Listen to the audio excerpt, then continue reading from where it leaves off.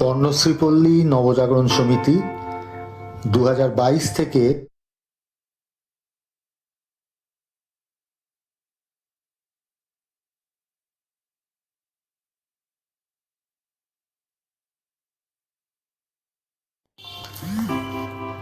পর্ণশ্রীপল্লী নবজাগরণ সমিতি 2022 থেকে আমাদের এই ছোট্ট সংগঠন কাজ করে যাচ্ছে পশ্চিমবাংলা এবং মাঝে মাঝে পশ্চিমবাংলার বাইরেও।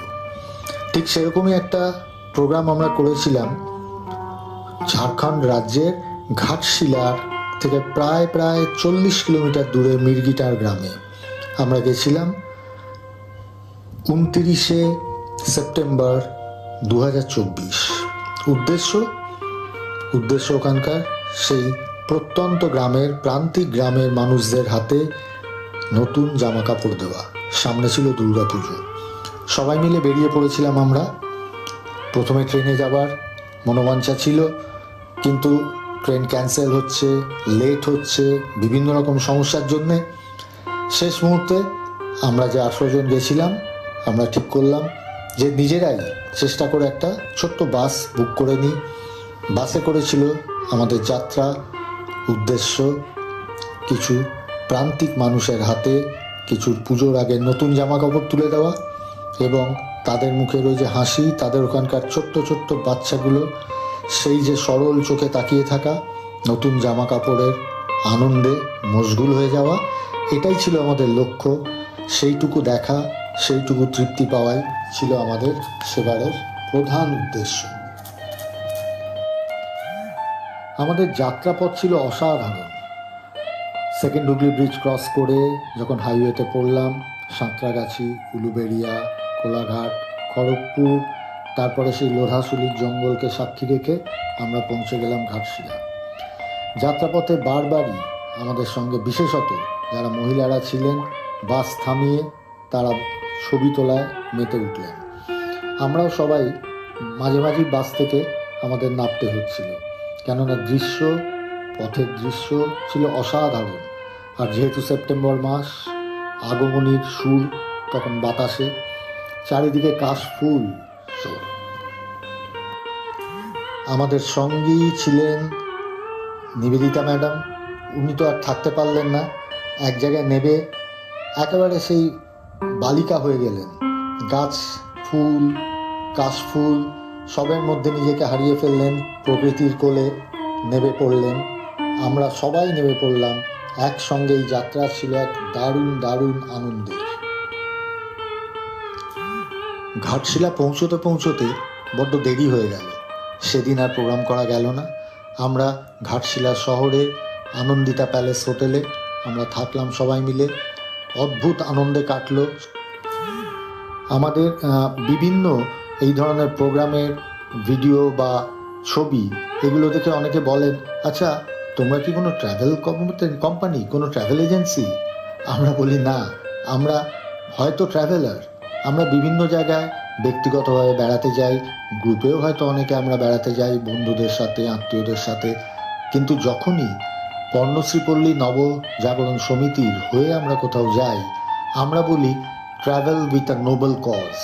অর্থাৎ আমাদের একটা লক্ষ্য থাকে সাধারণ মানুষের পাশে দাঁড়ানোর, প্রান্তিক মানুষের পাশে দাঁড়ানো, দূরবর্তী গ্রাম, জঙ্গল, পাহাড়ের কোলে কোনো গ্রামে গিয়ে সাধারণ মানুষের পাশে দাঁড়ানো। সেই লক্ষ্য নিয়ে আমরা বেরোই, কিন্তু আমাদের কিছুটা যেন রথ দেখা কলা বেচা দুটোই হয়ে যায়। আমরা আনন্দও করি, আবার যে লক্ষ্য নিয়ে আমরা বেরোই, যে লক্ষ্য নিয়ে আমাদের এই ছোট্ট সংগঠনটি তৈরি হয়েছিল 2022 সালে, সেই লক্ষ্যটাকে আমরা কিন্তু কখনোই ভুলি না। পৌঁছতে বড্ড দেরি হয়ে গেল। সেদিন আর প্রোগ্রাম করা গেল না।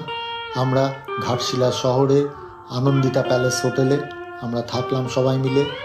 অদ্ভুত আনন্দে কাটলো সেদিনের সন্ধ্যেটা। একসঙ্গে সবাই মিলে মজা করে খাওয়া, গল্প, আড্ডা এইভাবেই চলে গেল। পরের দিন সকালবেলা আমাদের ঘাটশিলার পথপ্রদর্শক, দাদা, সাহায্যকারী, বন্ধু শ্রী অনুপ খাটুয়া তিনি চলে এলেন, আমাদেরকে নিয়ে গেলেন মির্গিটার গ্রামে। মন ভরে গেল। সারা গ্রাম যেন ভেঙে পড়েছিল, সবাই অপেক্ষা করছিল আমাদের জন্য। এই আশা নিয়ে বসে থাকা ওই সহজ সরল মানুষগুলোর চোখের দিকে তাকিয়ে মন ভরে উঠেছিল আমাদের। বেশি কথা এই ভিডিওতে বোধহয় বলার দরকার পড়ে না, ছবিগুলো দেখলেই আপনারা বুঝতে পারবেন সেই সমস্ত মানুষগুলোর অবস্থা, পরিস্থিতি। আমাদের সঙ্গে যারা গেছেন তারা যে প্রত্যেকবার আমাদের সাথে যান তা নয়। কিছু মানুষ ঘুরে ঘুরে আসেন, তারা জিজ্ঞেস করেন যে তোমাদের প্রোগ্রাম আবার কবে আছে, আমরা যাব।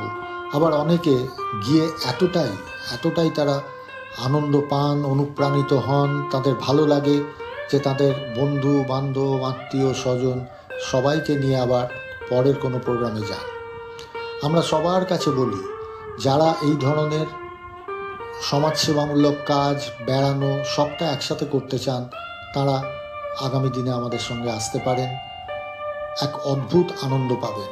আবারও বলছি, আমরা কিন্তু কোনো ট্রাভেল কোম্পানি নয়, আমাদের সঙ্গে যাবার জন্যে কোনো টাকা পয়সা দিতে হয় না। আমরা আমাদের প্রোগ্রামগুলো অ্যানাউন্স করি, কিন্তু তারপর যারা যান সংখ্যাটা বেড়েই যাচ্ছে। আমরা 4-5 জন মিলে শুরু করেছিলাম, এখন আমাদের কিছু কিছু প্রোগ্রামে 30, 35, 40 জন মানুষ চলে যাচ্ছে। আমাদেরকে টেনশান নিতে হয় মাঝে মাঝে, কি করব এত মানুষ নিয়ে, সঠিকভাবে নিয়ে যেতে পারবো তো? এরম প্রোগ্রাম আমাদের হয়েছে বা আগামী দিনও হয়তো হবে, যেখানে অশীতিপর মানুষ তারাও আমাদের সঙ্গে গেছেন এবং বলেছেন যে পরের প্রোগ্রামেও যেন তাদেরকে খবর দেওয়া হয়। এটাই আমাদের গর্ব। আর ভিডিওটা বেশি টানবো না, পরিশেষে সবাইকে অনুরোধ করব যে আমাদের চ্যানেলটাকে সাবস্ক্রাইব করুন। যদি ভালো লাগে তাহলে অবশ্যই লাইক এবং শেয়ার করবেন। ধন্যবাদ। আবার নিশ্চয়ই পরের প্রোগ্রামে কোনো ভিডিও আপনাদের সামনে নিয়ে আসবো, এই অঙ্গীকার করে সবাইকে ধন্যবাদ জানিয়ে বিদায় নিচ্ছি।